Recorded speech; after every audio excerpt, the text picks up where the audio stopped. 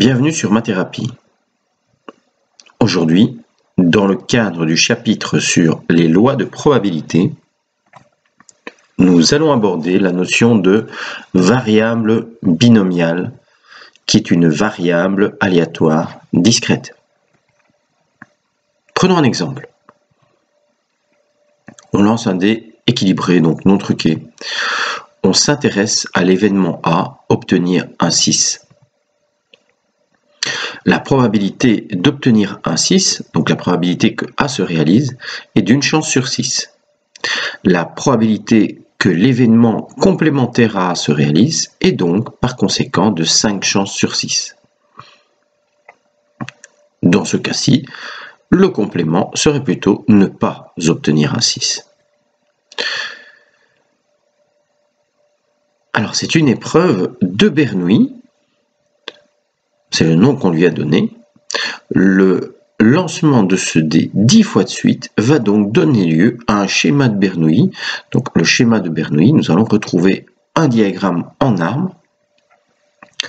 Cette distribution binomiale, ou tout simplement appelée loi binomiale, elle considère n répétitions indépendantes d'une épreuve de Bernoulli.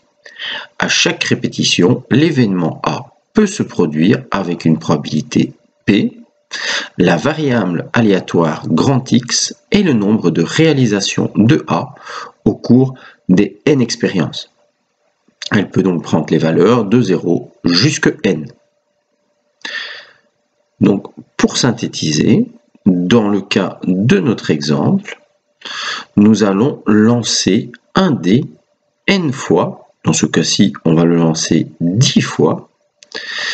Et on va simplement utiliser cette loi binomiale pour calculer la probabilité sur 10 lancers que x se réalise. Donc par exemple d'obtenir 3 fois un 6, 2 fois un 6 ou même 10 fois un 6 en lançant un dé.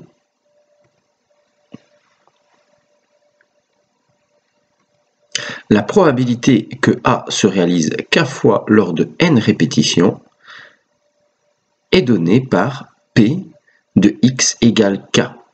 Alors, cette formule, on vous la donne. On va donc l'utiliser et la revérifier sur un schéma simple. Alors, vous retrouvez dans cette formule une combinaison de n éléments parmi k, c'est nk. Je vous renverrai dans une autre vidéo où on rappelle les combinaisons. Donc, dans ce cas-ci, Cnk est égal à la factorielle de n divisé par la factorielle de n-k fois la factorielle de k. Cette combinaison, on la multiplie par la probabilité P que A apparaisse, exposant k, fois q. Alors Q, c'est tout simplement la probabilité que le complément de A apparaisse, donc Q est égal à 1 moins P, exposant n moins k. Il existe plusieurs manières de réaliser k fois A au cours de n répétitions de l'expérience.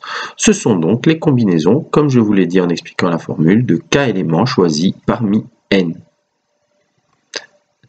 Chacune de ces manières a une probabilité P exposant k fois Q exposant n moins k d'apparaître.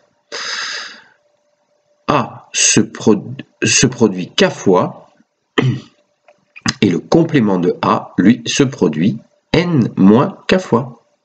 Les événements A et le complément de A sont des événements indépendants. La variable aléatoire x ainsi définie est appelée variable binomiale ou loi binomiale et est notée grand B entre parenthèses n-p, où n représente le nombre d'expériences réalisées et P la probabilité de succès lors de chacune de ces expériences. Donc on va dessiner ici un petit diagramme en arbre. Alors vous avez l'habitude de l'avoir couché. Ici on lui a plutôt placé la tête en bas pour avoir un peu plus de place sur la projection. Alors on lance un premier dé, donc on part de tout en haut. Alors soit on a une probabilité P qui se réalise, soit on a une probabilité Q qui ne se réalise pas. Donc on a une chance sur 6 d'avoir un 6 et 5 chances sur 6 de ne pas avoir un 6. Ensuite, cet arbre va se diviser en deux parties. Si on a eu un 6, donc si A est réalisé, à nouveau, on a une probabilité P qu'elle se réalise et une probabilité Q qu'elle ne se réalise pas. Et même chose de l'autre côté de l'arbre. Donc, si vous observez bien, nous lançons dans ce cas-ci 4 dés. On continuera l'expérience jusqu'à 10 lancers. À chaque répétition, l'événement A peut se produire avec une probabilité P, nous l'avons déjà dit. On s'intéresse donc à la variable aléatoire X, le nombre de réalisations de A au cours des 4 expériences. Alors, nous avons une première possibilité ici qui s'affiche. Donc, la probabilité que A se réalise 3 fois, c'est ce qui nous intéresse ici, sur 4 expériences, mais il peut se réaliser une première fois, une deuxième fois, une troisième fois, mais pas une quatrième fois. Nous avons en rouge une première possibilité. Nous voyons la deuxième possibilité, réaliser, réaliser, pas réaliser, réaliser. Réaliser, pas réaliser, réaliser, réaliser. Pas réaliser, réaliser, réaliser. Dans l'exemple de l'arbre, sans utiliser la loi de Bernoulli, on peut calculer la probabilité que le 6 apparaisse 3 fois. Donc que sur 4 lancers, le 6 apparaît 3 fois. En reprenant le schéma de Bernoulli, on arrive à une somme de 4 termes, dont chacun de ces termes est un produit de 4 facteurs. 3 facteurs sont P, 1 facteur est Q. Donc en fait, on va se retrouver avec du P cube fois Q multiplié par 4. En utilisant la loi de Bernoulli, donc on va utiliser la formule avec les combinaisons, P que X se réalise 3 fois est égal à C4 3, c'est-à-dire factoriel de 4 sur factoriel de 4 moins 3 fois factoriel de 3. Il me reste donc factoriel de 4 sur factoriel de 3, c'est-à-dire 4, fois P cube fois Q exposant 4 moins 3 fois Q exposant 1. Nous retrouvons bien ce que le diagramme en arbre nous avait donné. Alors, l'intérêt d'utiliser la loi de Bernoulli, c'est qu'on a pu dessiner encore aisément un arbre pour 4 lancers. Maintenant, nous allons pouvoir le généraliser à 10 lancers. Donc, la probabilité d'obtenir un 4, un 6, 4 fois, lorsque l'on lance 10 dés, on va donc pouvoir le calculer comme ceci, calculer Px égale 4, 4 réalisations sur 10, c'est C10 4 fois 1 sixième exposant 4 fois 5 sixièmes exposant 6. C'est égal à 0,054, soit 5,4%.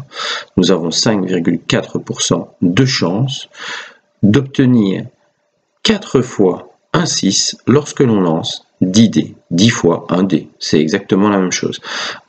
Petit commentaire, P est égal à 1 sixième, Q c'est 1 moins P, donc voilà pourquoi Q est égal à 5 sixièmes dans l'énoncé. Alors nous avons une loi binomiale, une distribution binomiale. Nous allons pouvoir en calculer ses paramètres principaux. Donc là, je vous renvoie à la vidéo générale sur les variables aléatoires. Nous pouvons calculer sa moyenne, qui dans ce cas-ci s'appelle aussi une espérance mathématique et qui se donne EX. Alors, l'espérance mathématique de la variable aléatoire X, c'est égal tout simplement à N fois P, c'est-à-dire le nombre de lancers, ici pour notre dé, fois la probabilité qu'il se réalise. Donc, dans le cas de notre exemple, la probabilité d'obtenir un 6, c'est 1 sixième. Si on lance le dé 10 fois, l'espérance mathématique est de 1,66. Donc c'est la moyenne sur 10 lancers. Nous pouvons également retravailler les paramètres de dispersion, donc calculer la variance. La variance notée V de X est égale ici à NP fois Q. Donc dans le cas de notre exercice, 10 fois 1 sixième fois 5 sixièmes, c'est-à-dire 1,39, cette variance nous permet de déterminer un paramètre important de dispersion qui est l'écart type et qui n'est autre que la racine carrée de la variance. Dans ce cas-ci, l'écart type est de 1,18. Voilà, j'espère que j'ai été clair. Nous nous retrouvons très bientôt pour terminer ce chapitre sur les variables aléatoires. Nous partirons dans la partie variables aléatoires continues. Voilà, à très bientôt sur Mathérapie.